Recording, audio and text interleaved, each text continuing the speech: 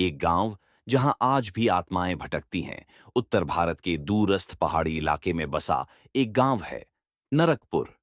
नाम सुनते ही अजीब सी सिहरन होती है ना? लेकिन ये नाम यूं ही नहीं पड़ा।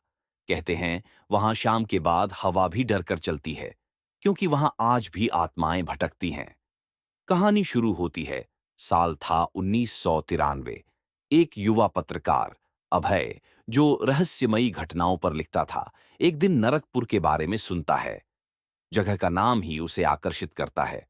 उसने निश्चय किया कि वो इस गांव में जाकर खुद सच्चाई का पता लगाएगा। जब वो गांव पहुंचा तो सब कुछ सामान्य लग रहा था। हरे भरे खेत, पत्थर के पुराने घर और शांत माहौल। लेकिन गांव वालों के चेहरे पर एक गहरी चिंता थी। शाम से पहले गांव छोड़ देना बेटा, यहां रात में सिर्फ हम नहीं रहते, एक बुजुर्ग महिला ने धीरे से कहा। अभय मुस्कुराया। उसे लगा ये सब अंधविश्वास है। रात का समय।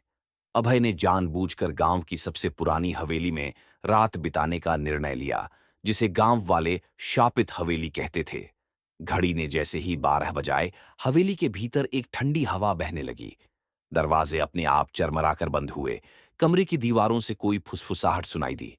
भाग जा, भाग जा, वरना तू भी यहीं रह जाएगा। अभय ने टॉर्च उठाई और तहखाने की ओर बढ़ा। वहां दीवारों पर उकेरे गए नाम और तिथियां थीं, लेकिन हर एक तिथि एक ही दिन पर खत्म होती थी। 15 अगस्त 1947। उस रात अभय को दिखाई दी सैकड़ों आत्माएं, जो बिना आवाज के हवेली में घूम रही थीं, जैसे किसी अदृश्य बंधन में जकड़ी हुई हों। सुबह होने तक अभय अधमरा सा जमीन पर पड़ा मिला। गांव वालों ने उसे बाहर खींचा।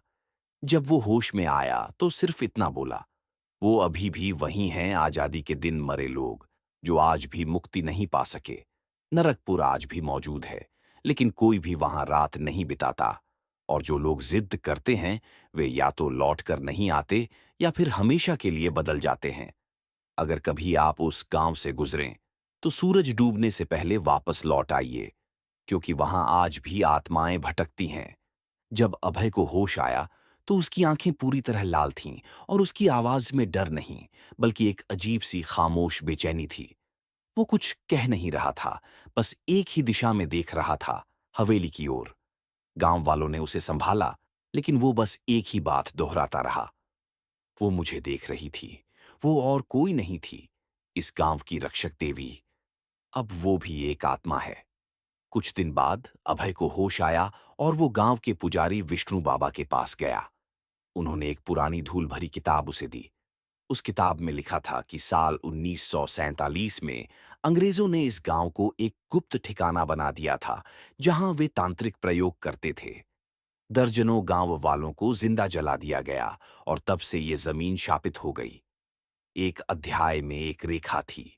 इस गांव की रक्षा करने वाली देवी को भी बलिदान कर दिया गया। अब उसकी आत्मा भी मुक्ति की राह देखती है। अभय ने ठान लिया कि वो इस रहस्य से पर्दा हटाकर आत्माओं को मुक्ति दिलाएगा। वो दोबारा हवेली लौटा, इस बार एक तांत्रिक गुरु श्री दत्त के साथ। रात के तीसरे प्रहर में, जब चारों ओर घना कोहरा छा गया और आसमान काले धुएं से भर गया, गुरुदत्त ने एक मुक्ति यज्ञ शुरू किया। तभी हवेली की छत फटने जैसी आवाज आई। चारों तरफ से भूतों की झलकियां आने लगीं। कुछ के चेहरे झुलसे हुए, कुछ के मुंह सिल दिए गए, कुछ ने तो अपने कटे हाथ हवा में फैला रखे थे। फिर वह आई, देवी की आत्मा, सफेद लिबास में, माथे पर सिंदूर और आंखों से बहता खून। उसने सिर्फ एक बात कही, मैं रक्षा नहीं कर सकी, क्या अब मुक्ति मिलेगी? गुरुदत्त ने मंत्रों का जाप बढ़ा दिया। हवेली कांपने लगी, जमीन फटने लगी, और अचानक एक तेज रोशनी हुई। सब कुछ शांत हो गया।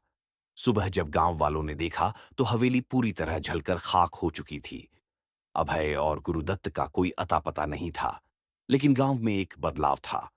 हवा अब शांत थी, रात में कुत्ते नहीं रोते थे, और पहली बार गांव में रात को भी दीपक जलाए गए। लोगों ने समझा, शायद आत्माओं को मुक्ति मिल गई।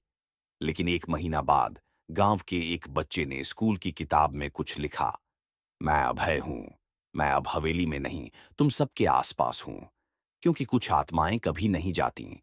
अगर आप कभी नरकपुर गांव के पास जाएं और किसी बच्चे की आंखें लाल दिखें, या वो हवेली की तरफ देखकर मुस्कुराए, तो सावधान हो जाइए। शायद वो अभय हो, या उस देवी की आत्मा, या फिर आप खुद अगला शिकार।